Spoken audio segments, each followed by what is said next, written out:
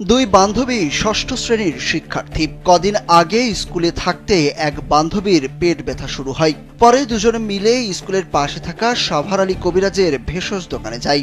অসুস্থ ওই ছাত্রীকে পেট পরীক্ষার কথা বলে গোপন কক্ষে নেয় কবিরাজ সাভার আলী, আর অন্যজনকে বাইরে বসিয়ে রাখে সে। অনেকক্ষণ পর ওই ছাত্রীকে রেখে বান্ধবীর কি অসুখ হয়েছে তা বলার কথা বলে তাকেও ওই গোপন কক্ষে নিয়ে যায় কবিরাজ। অসুস্থ ছাত্রী ও তার বান্ধবী দুজনকেই ধর্ষণ করে সাভার আলী। লোকলজ্জার ভয়ে দুজনেই প্রথমে ঘটনাটি গোপন রাখলেও পরে আরও কয়েক সহপাঠীর সঙ্গে আলোচনা করে তারা বিষয়টি পরিবারের লোকজনকে জানায়। এখন যে কোনো ব্র্যান্ডের পুরাতন এসি বদলে নতুন ওয়ালটন এসিতে উপভোগ করুন 25% ছাড়। হঠাৎ করে আমার পেটে ব্যথা, তাই আমরা ওই সাভার কবিরাজের কাছে গেছিলাম। তুমি ঘরে যাও, আর আমি যাবো না, আমাকে জোর করে চাড়ার পর পেট দেখলো, দেখার পর বলছে পায়জামা খুলবো না জোর করে খোলাইছে। খোলানোর পর আমাকে খারাপ কাজ করেছে। আমাকে ওখানে থুয়ে রাখার পর আমার বান্ধবীকে নিয়ে গেছে, যায় ওকে ওর খারাপ কাজ করছে মানুষ। তারপর যে আমার বান্ধবীদের বলছিলাম এই কথা বলার পর ওরা আবার স্যারকে বলছে। মানে ভয়ে আমরা তো খাই না, ঠিক মতো পড়ি না, গা ধুতে যায় না।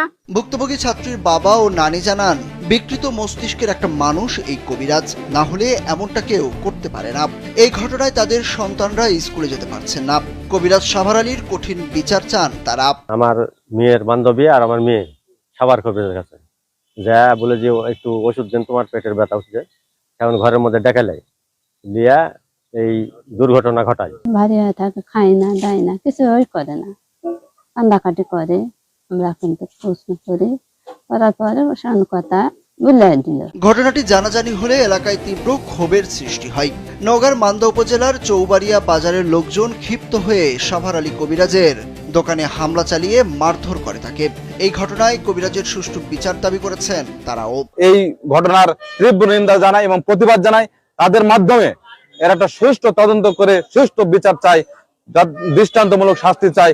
এই দুইটা শিশুর সঙ্গে যে নেককারজনক ঘটনা করেছে তার সুষ্ঠু তদন্ত এবং যদি দোষী সাব্যস্ত হয় তার দৃষ্টান্তমূলক ফাঁসি এবং তার এমন বিচার হওয়া উচিত, সে বিচার দেখে আমাদের ছেলে মেয়ে আবার স্কুলে যাবেন।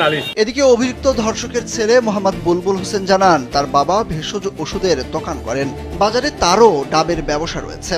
তিনি ঘটনার সময় ছিলেন না, তবে ঘটনাটি সত্য হলে তিনিও সুষ্ঠু বিচার প্রত্যাশা করেন। আমার আব্বা বলে নাকি দুটো মেয়ের সাথে বলে খারাপ কাজ করেছে, এটা আমি শুনতে পাই। যদি এটা সঠিক হয় তাহলে আমার বাপের বিচার আমিও চাই। মান্দা থানার ভারপ্রাপ্ত কর্মকর্তা মনসুর রহমান জানান, এই ঘটনায় দুই শিশু শিক্ষার্থীর পরিবারের পক্ষ